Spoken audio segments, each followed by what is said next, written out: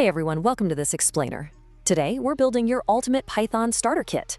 We are going to transform you from an absolute beginner to someone who is actually solving real programming problems. Whether your ultimate goal is artificial intelligence, machine learning, data science, or web development, Python is consistently ranked as the most loved language in the tech industry. And honestly, it's for good reason. It's incredibly English-like and super beginner-friendly. Here is what we're looking at today.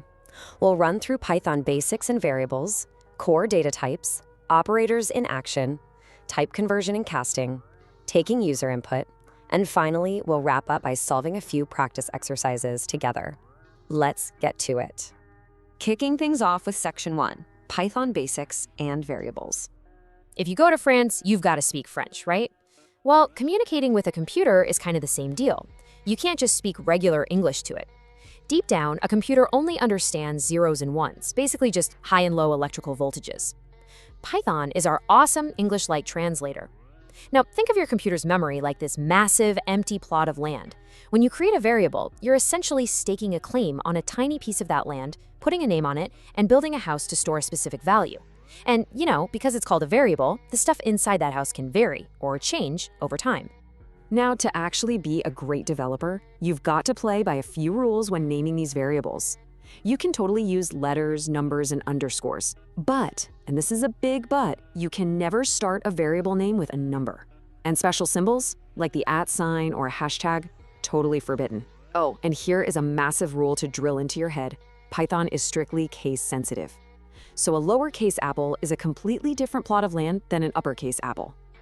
Also, you can't use Python's built-in reserved keywords like true or none, because the language's internal dictionary already owns those words for specific jobs.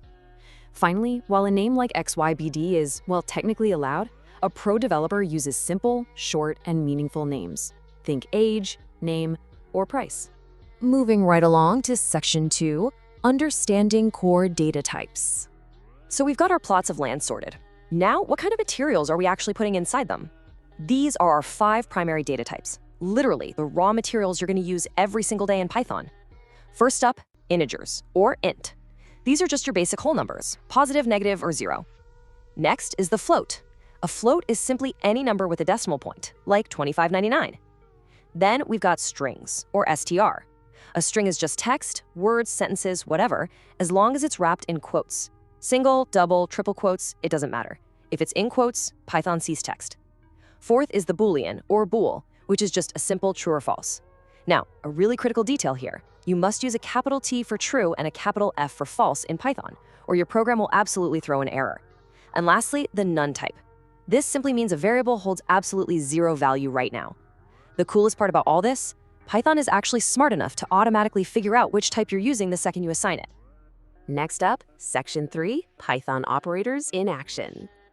Okay, we have our materials ready. Now it's time to bust out the tools that actually do stuff with our data. Operators are basically symbols that trigger operations on our variables, and we group them into 4 main buckets. Arithmetic operators handle all your math, just like the symbols from grade school. Relational operators compare 2 values, and they will always give you a Boolean answer back, true or false. Then we have assignment operators, which are used to actually store values into your variables. And finally, logical operators, which are not, and or.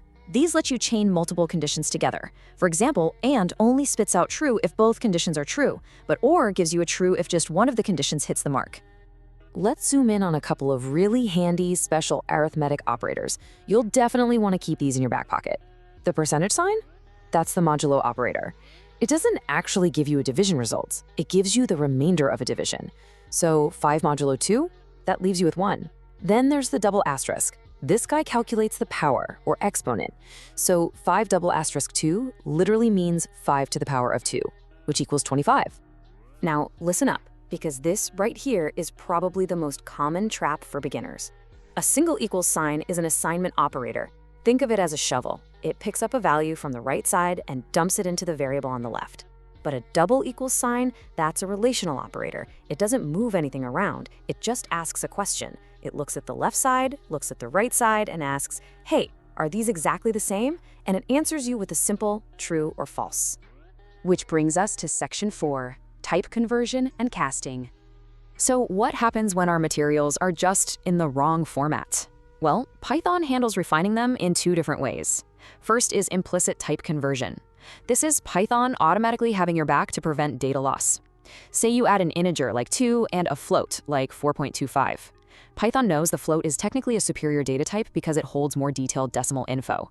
So it just quietly upgrades your integer to a float behind the scenes so your math stays perfectly accurate.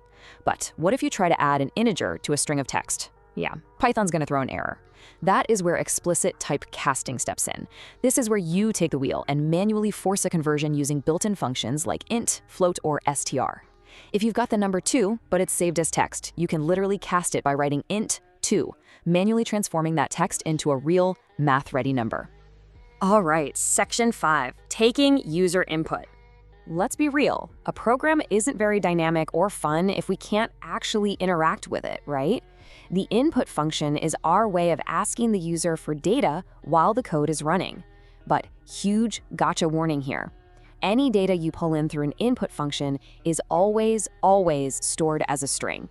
Even if a user types their age as 25, Python receives it as pure text, literally just the character 2 and the character 5. If you try to do any math with that input, your program will absolutely crash. You have to immediately typecast it. You do that by wrapping your input function inside an int or float function, just to make sure you can actually calculate with it later. And finally, section 6, solving practice exercises.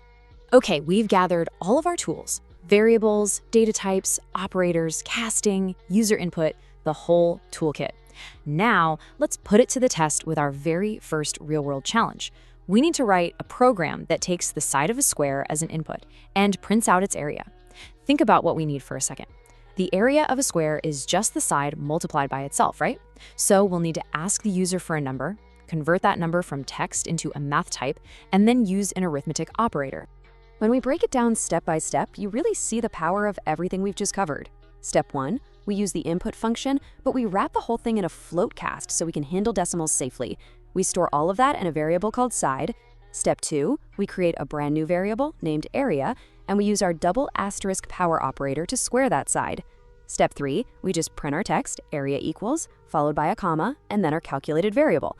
It is beautifully simple and it works flawlessly. Let's tackle one more quick exercise. Write a program to input 2 floating point numbers and print their average. The core math logic here is pretty straightforward. Add the 2 numbers together, then divide by 2.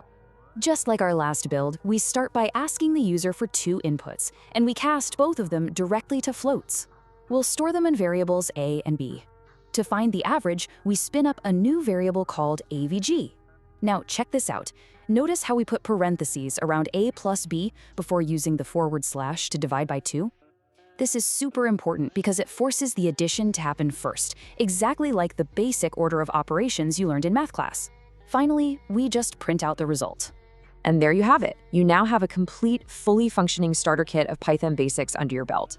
You know how memory works with variables, how to categorize your data types, how to manipulate everything with operators, and how to safely grab and cast user input.